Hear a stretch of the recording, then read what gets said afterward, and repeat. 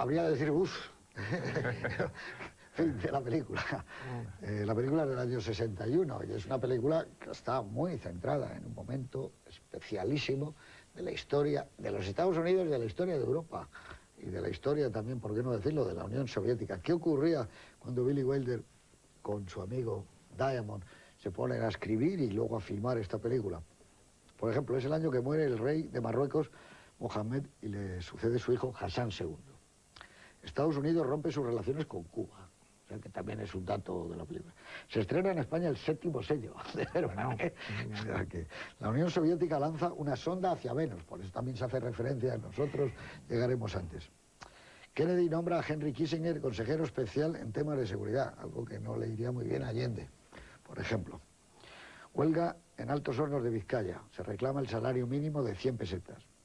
En Jerusalén comienza el juicio contra el criminal nazi Adolf Eichmann, detenido en Argentina. Anthony Mann rueda en España El Cid con Charlton Heston y Sofía Loren. Película del año, West Side Story.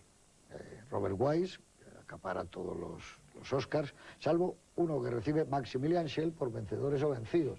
Título que yo nunca he entendido, de la película Juicio en Nuremberg. Además con interrogación, ¿vencedores o vencidos? ¿Cómo vencedores o vencidos? Bueno, la competencia es fuerte ese año, porque es el año de Audrey Hepburn en Desayuno con Diamantes, de Piper Laurie con El Buscavidas, Geraldine Page con Verano y Humo, Natalie Wood en Esplendor en la hierba, pero gana Sofía Loren. Así está Europa, con dos mujeres, la Chiochara. El Real Madrid se proclama campeón de la Liga de Fútbol, con la puntuación máxima jamás alcanzada hasta entonces.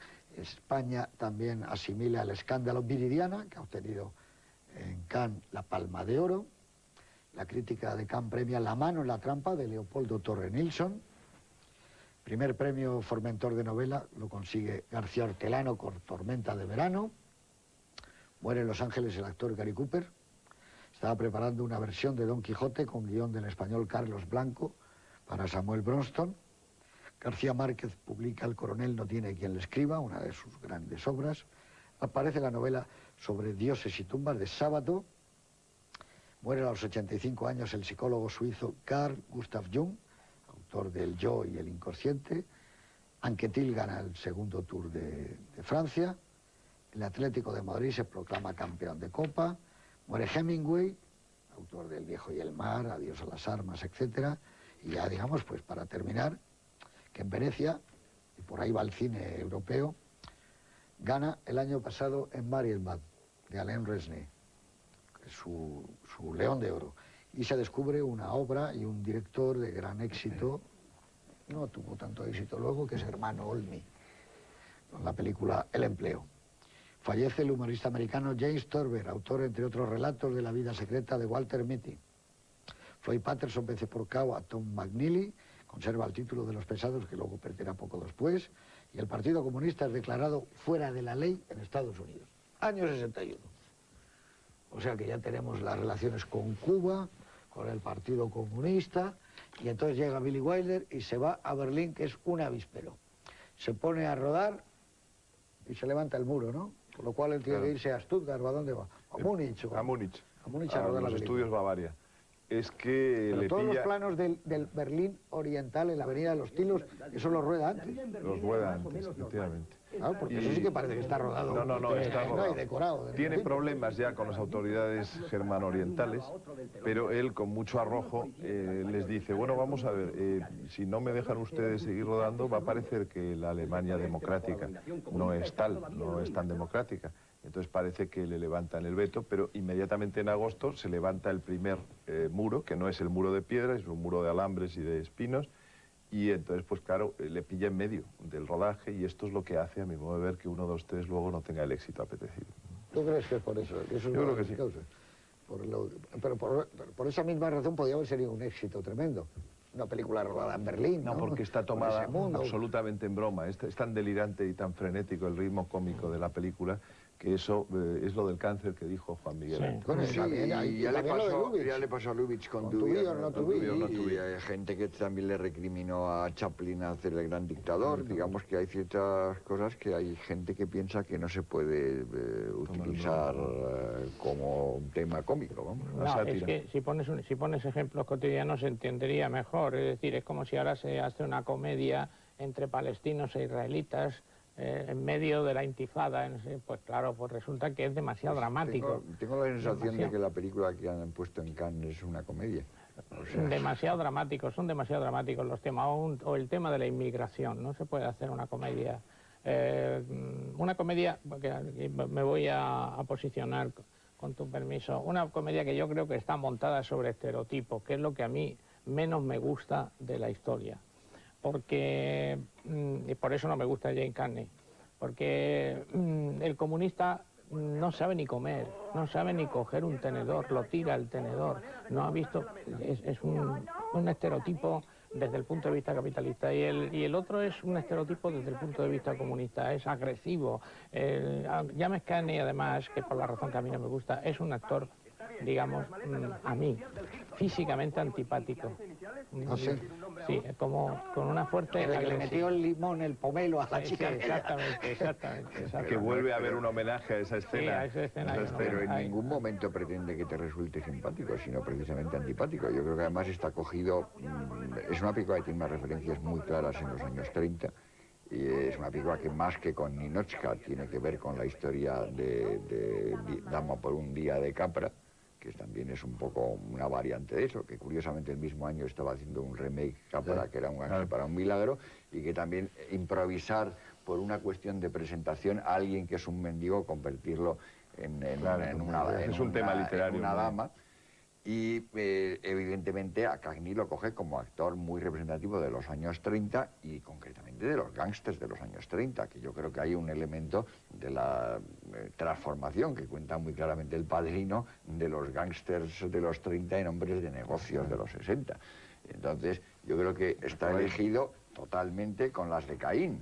Y evidentemente, claro que es un panfleto y claro que utiliza estereotipos, pero los estereotipos, como los tópicos, tienen una parte, digamos, simplificada de la verdad. Y es una película en la que son todos peleles, no son ninguno personaje, digamos, que tengan vida interior, son marionetas. Y naturalmente es una película de marionetas, pero es una película de marionetas, a mi modo de ver, estupenda y mucho mejor que la gran mayor parte de los panfletos. Género que tiene muy mala reputación, pero yo creo que había gente como... San Simón y San Justi, gente así en su época que hacían muy buenos panfletos. Yo creo que el panfleto es un género, si se quiere, no generalmente muy apreciado y con muchas muestras muy malas, pero que las muestras buenas de panfleto también están muy bien. Yo creo que hay una obra maestra del panfleto, se podría decir que era el Manifiesto Comunista, por ejemplo. Sí, ¿no? Pero vamos a ver, lo que yo te quiero decir, o intento decir, que he dicho, es un panfleto perfecto.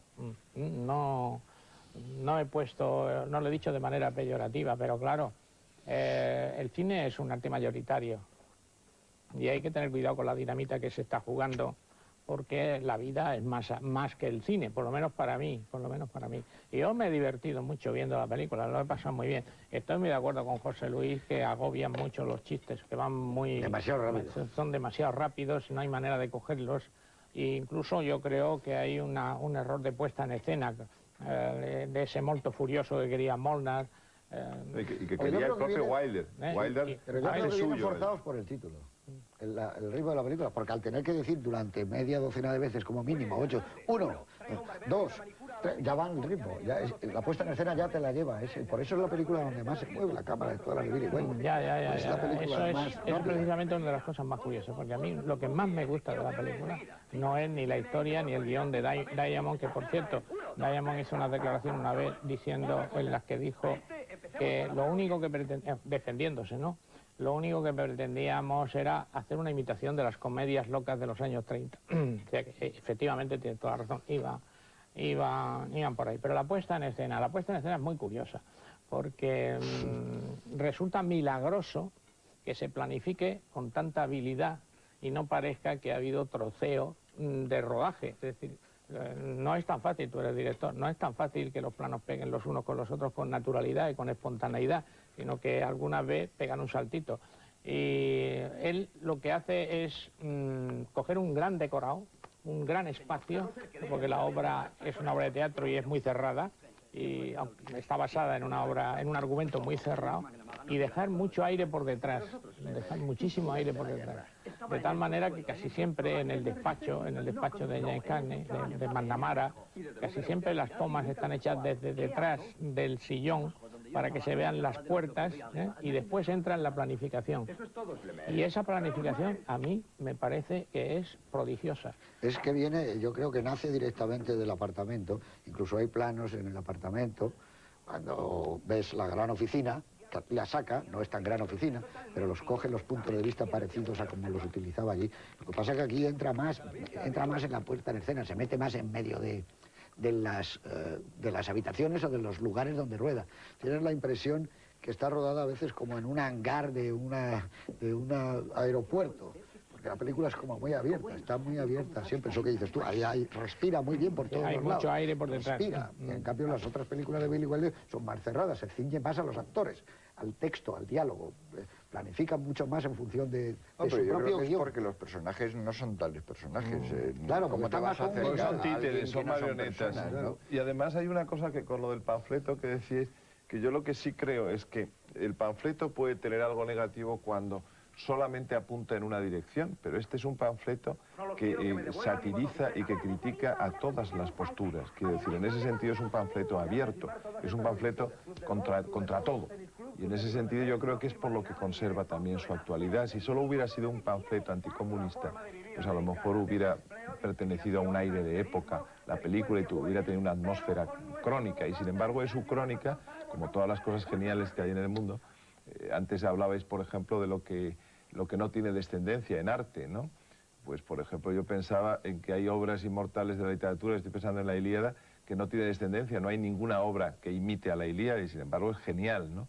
En ese sentido, creo que la película 1, 2, 3 aspira a la ucronía y la consigue, a pesar de ser extraordinariamente crónica en todas sus... A mí, y fíjate tú, esto, bueno, yo que sabéis todos, ¿no? Que para mí es pues a mí, probablemente es el cineasta que más cercano, que más me gusta, quizá porque John Ford me pilla más atrás, aunque creo que es el más grande, pero eso que hemos hablado, una cosa es el ritmo y otra es la prisa. Una película con un ritmo frenético que hizo Billy Wilder, por no salirnos de él, es primera página. Es un ritmo frenético el que tiene esa película, pero no te agobia. Pero aquí yo creo que va como con prisa la película. No es un problema de ritmo, es que va como hacer él un tour de formas grande. Dice, voy a ir más deprisa que haya ido el de Luna Nueva, por ejemplo. Sí. Entonces, no, yo lo dije, a veces no te deja paladear una situación, un diálogo, una réplica, un gag. Es como, va con prisa la película. Yo creo que eso es por una razón, porque es una película, por llamarla de alguna manera, hablada, donde la gracia... Gritada, diría yo. Es una película gritada. Muy bien dicho. Eso se lo dijeron a Billy Wilder en un libro de entrevistas, y él dijo, ¿no sería que tenía usted demasiado elevado el tono en su Sin vídeo? embargo, cuando no hace eso, es decir, por eso agobia, porque es un chiste detrás de otro, un chiste detrás de otro. Se ve muchas Sin embargo, veces. cuando no hace eso, pues resulta que el gag es perfecto. Por ejemplo, te voy a poner uno clarísimo, que es cuando llega el chofer, ¿comprende? Le abre la puerta, sube por las escaleras corriendo y le abre la puerta y le pega el taconazo. Es decir, eso es no está hecho en el ritmo exacto en el que hay que hacerlo.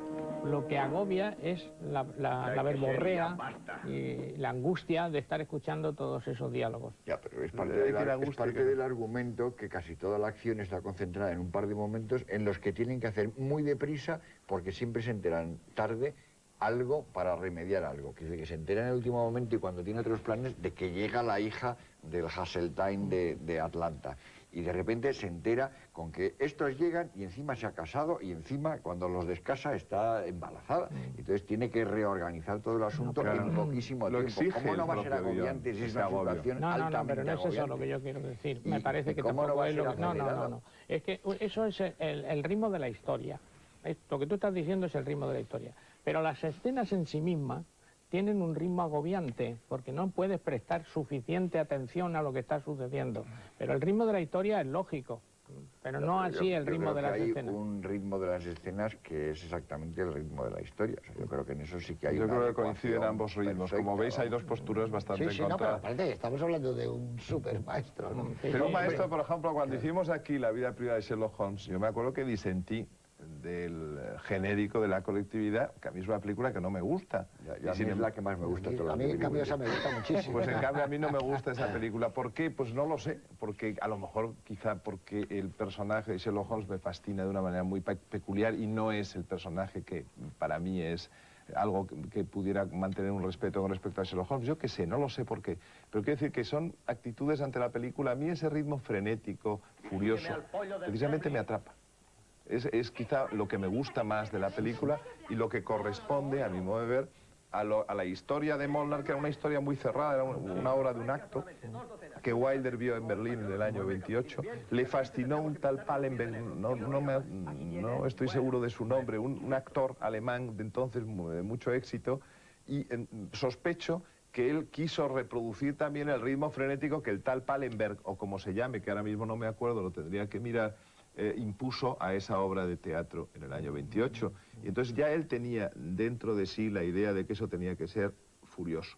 No solo ya por seguir a Molnar, sino porque realmente era su recuerdo de Berlín, un Berlín que está omnipresente en la película y al que Wilder le dedica todo el cariño, siempre tamizado por la sátira, pero que hay escenas como, por ejemplo, la del Hotel Potemkin, antes Bismarck. antes Göring y antes Bismarck, en el que aparecen personas de cabaret, de los cabarets que él probablemente vio en los años 20 en Berlín, incluso una pareja de señoras bailando de uniforme. Quiero decir, todas esas cosas transgresoras que había en el Berlín de los años El gag 20. del cuadro de Khrushchev Sí. es espléndido.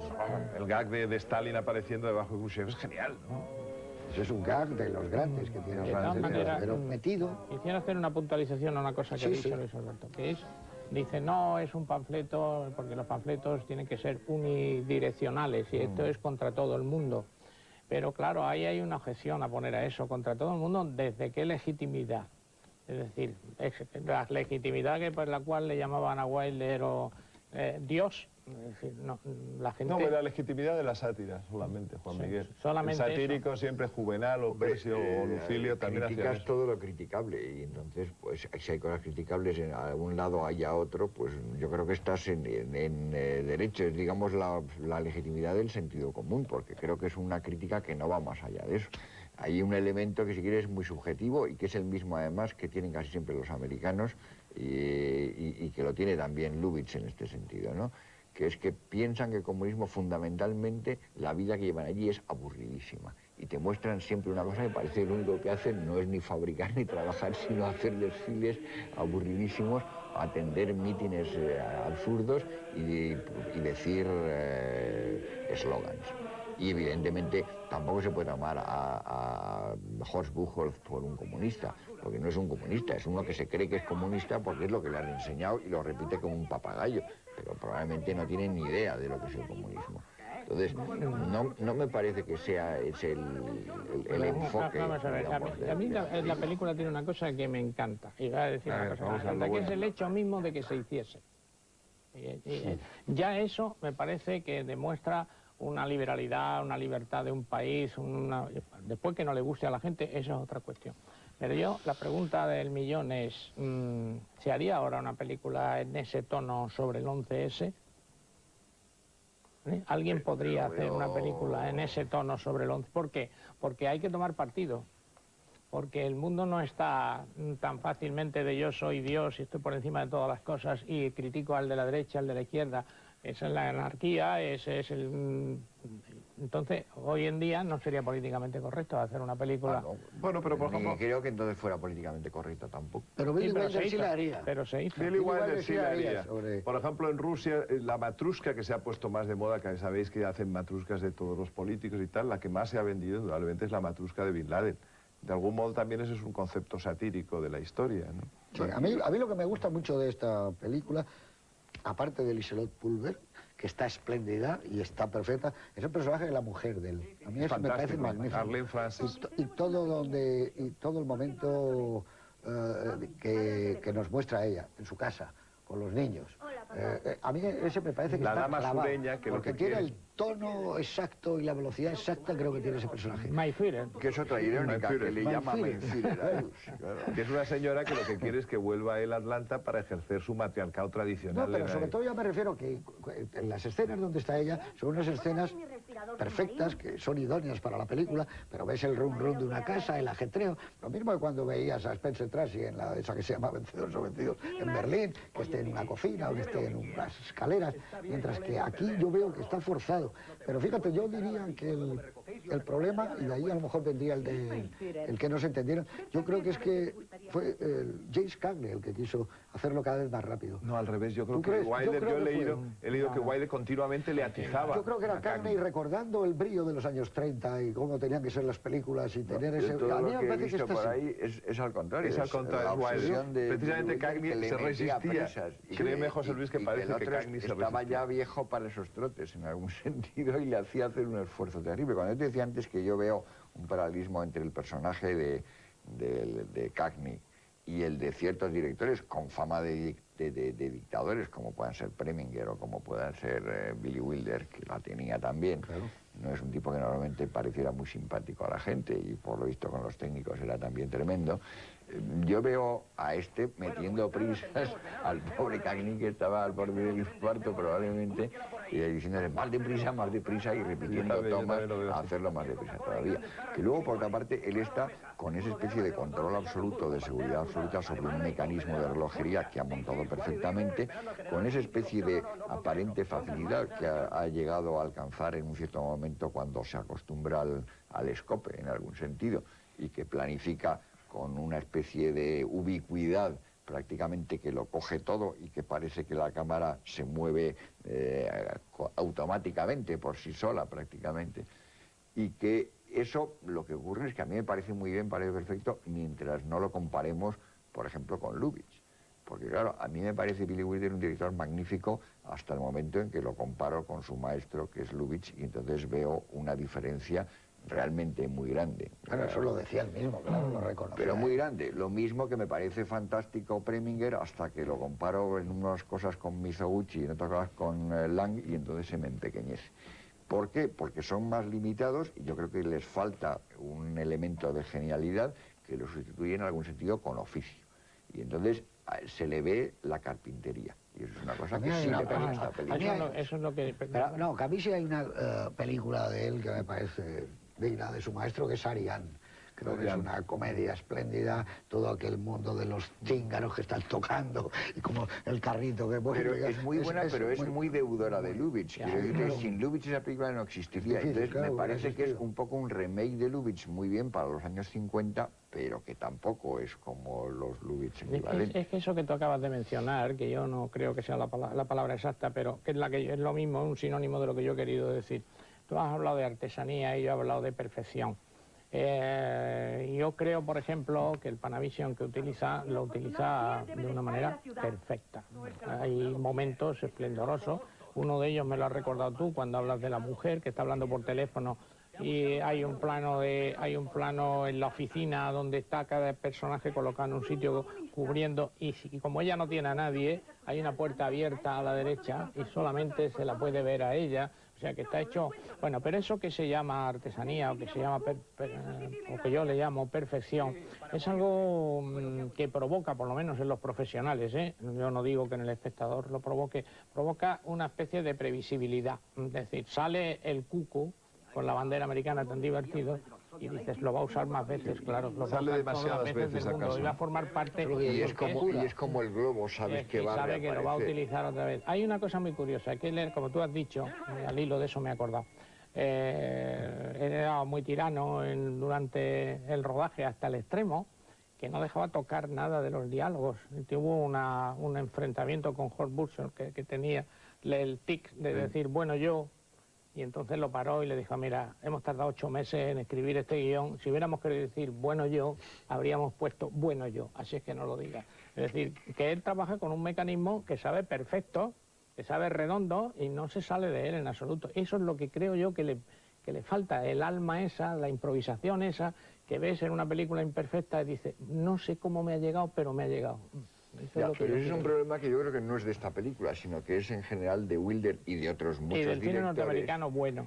que es una película que están como muy encarriladas, no se pueden salir de los carriles. Naturalmente, si no hay accidentes que por encima derriben el tren llega a su meta perfectamente y al tiempo puntual, y que sin embargo son menos sorprendentes y menos imprevisibles que una película, digamos, como El río de Renoir, en la que no sabes cuándo empieza, qué es lo que va a pasar allí, y nunca sabes qué es lo que va a pasar, porque las piezas no son piezas mecánicas. Eso ocurre más todavía cuando los personajes no son personajes libres, porque no tienen, digamos, vida propia. Y esta película, comparada con otras de Billy Wilder, por ejemplo, comparada con El apartamento, o comparada con Bésame tonto o estúpido, nunca me acuerdo de esa que se llamaba tonto. Bésame estúpido. tonto. En inglés era, A mí esa me parece maravillosa. A mí me Kiss encanta. Me Stupid, ¿no? Son películas más imprevisibles. Y esta, en cambio, precisamente por el elemento que tiene panfletario y porque realmente no parece que le caiga bien ni un solo de los personajes a los que describe, pues es una película que tiene como menos intimismo y mira menos de cerca, que es parte de la planificación, no se acerca tanto a ellos. ¿Por qué? Porque no tiene ninguna intimidad con ellos.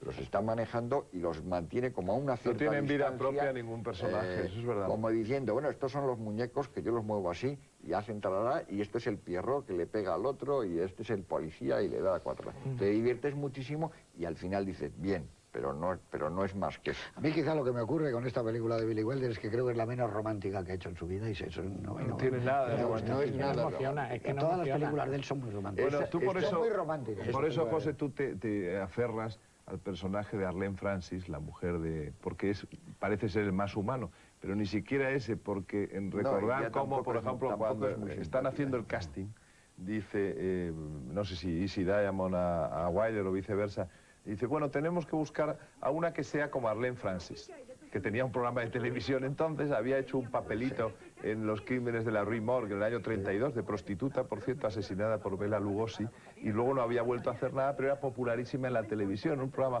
absurdo, pero muy popular que había en la época. Entonces se les ocurrió decir, bueno, si es como Arlene Francis, vamos a llamar a Arlene Francis. Es decir, es otra marioneta, incluso el personaje más humano, coincido contigo, que tiene más dimensión humana, pero también pertenece al reino de Pero, los y en títeres. Claro, porque no es sentido, romántico. A mí en me el- gusta el Billy Wilder romántico. Ya. Por eso me gusta la de Sherlock Holmes. En cambio, a mí Este que un me gusta menos el romanticismo, romanticismo, me encanta esta película, claro, si es que es lo lógico. No, a mí que me gusta más el lado romántico, sobre todo el lado romántico como más disimulado y oculto, que es el que me parece más romántico de las películas suyas. En esta película, desde luego, no. Yo creo que le pasaba algo y él estaba o indignado con la situación que había en Berlín, que a fin de cuentas pues es un poco un berlinés adoptivo, y que había vivido allí, que tenía y yo creo que ahí es una película de viejo amargado en algún sentido. Yo creo que es una película en la que nada le gusta, todo le parece mal, y tiene un elemento de película de viejo gruñón. Y lo único Es humano que una tiene es posición esa que añoranza del Berlín libre de antes de la llegada de los nazis al pero poder. que por otra parte está al mismo tiempo convertido en la zona soviética en elementos de algo anticuado y que se ha quedado como atrasadísimo en el mundo, ¿no? Entonces ve un progreso y un avance que no le gusta, que es un mundo, porque una cosa que ocurre, que lo pasa a muchos viejos, y Billy Wilder le decía, no le gustaba el mundo como se había convertido después de la guerra. Y es una película dominada por ese sentimiento.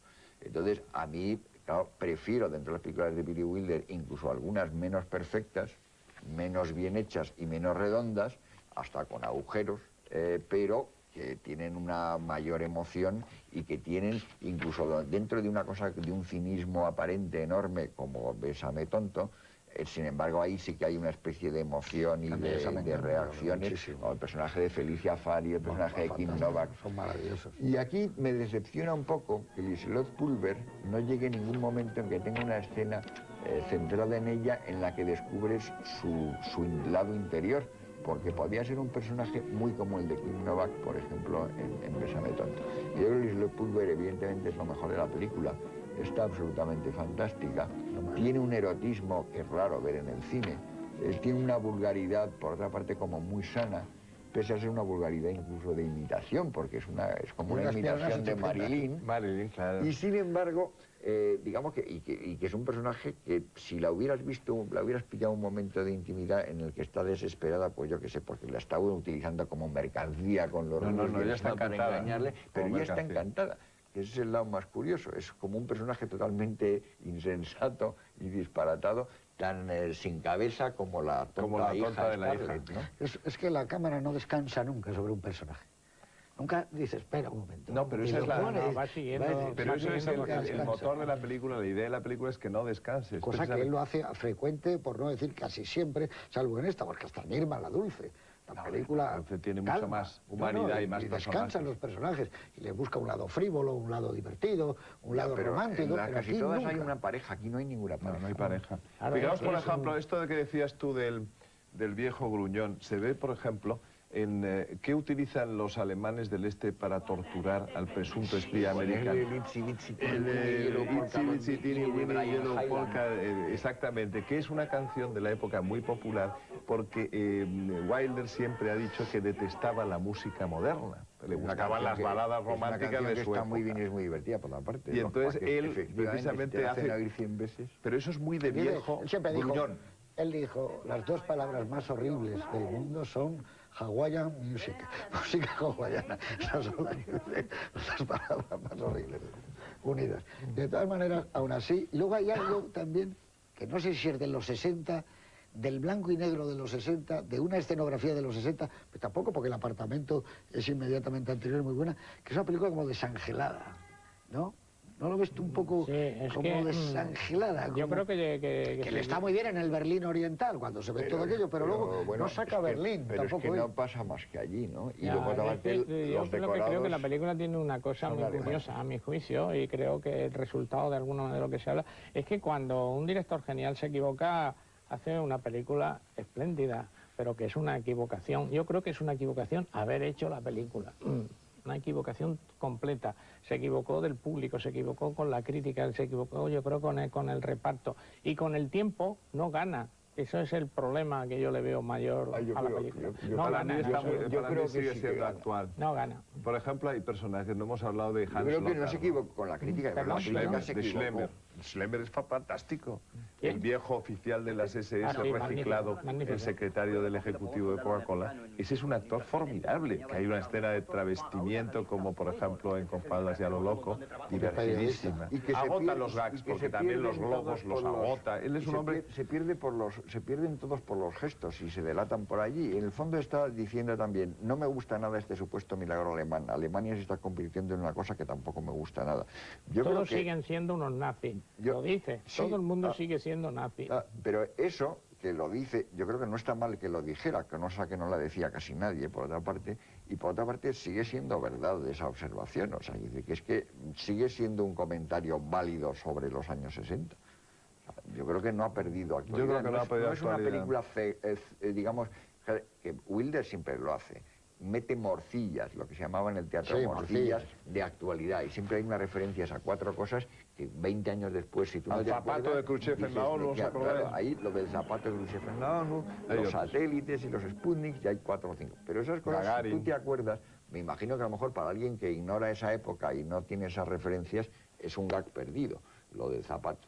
Porque claro, yo no sé, la gente, yo qué sé, mis hijos no sabrán ni quién es Khrushchev, ni sabrán nada del famoso que estuvo episodio en la del ONU zapato dando de la el ONU. zapato. No, lo conocemos nosotros, realmente las personas que tengan 40 años ya no lo conocen. Los que lo hemos vivido sí que lo recordamos y esas referencias las vemos. Y yo creo que sí que está bien, aunque si quieres sea un desahogo o despacharse, que tal, yo creo que está muy bien que la gente de vez en cuando, si se lo puede permitir, haga un desahogo y suelte las cosas que le fastidian en el mundo, aunque no sea más que hacer una lista de lo que más me fastidia de lo que ocurre a mi alrededor. No, y Por lo las cual, obras que maestras para tienen- él, No, para no, él pero es una no. cosa probablemente muy sana. Sí, pero para él sí, pero es que esto es el cine, no va a pretender que también sea sano para todo el mundo.